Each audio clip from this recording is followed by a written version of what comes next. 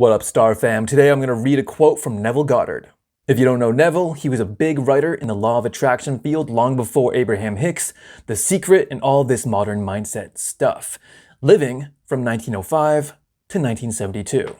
So all of his writings were actually around the 40s. In his text, At Your Command from 1939, we have a paragraph describing how your external life circumstances must be a reflection of your total inner being, which he just calls consciousness. So this includes not just the contents of your mind that you're consciously aware of, but mostly the parts you're unaware of, the level of beliefs, limitations, and fears. Now, the only way to change your expressions of life, meaning physical circumstances, is to change your consciousness.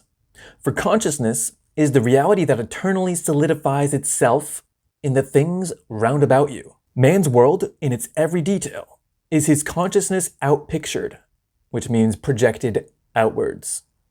You can no more change your environment or world by destroying things than you can destroy your reflection by destroying the mirror.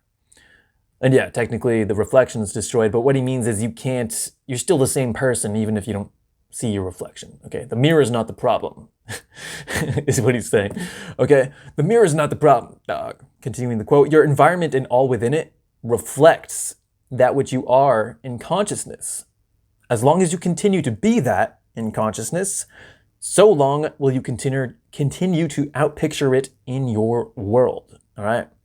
So again, that's a quote from At Your Command, 1939. Now, so what do we do about this? He recommends, first of all, understanding that you do have the power to change your reality. And he phrases this by saying we need to revalue ourselves as humans, valuing our capability properly.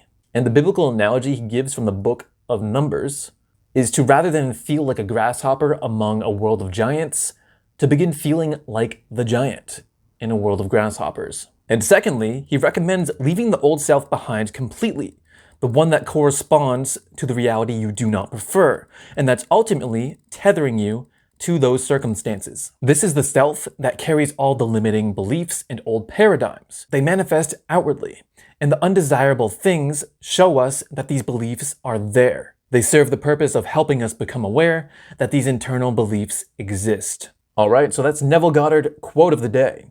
And by the way, he doesn't call this law of attraction in his book, in his writings. He calls this the principle of expression in the preface. In other words, the principle of how we use will to change what expresses in our physical reality. Just like when Elohim says, "Let there be light." Amen. Peace out. Like and subscribe.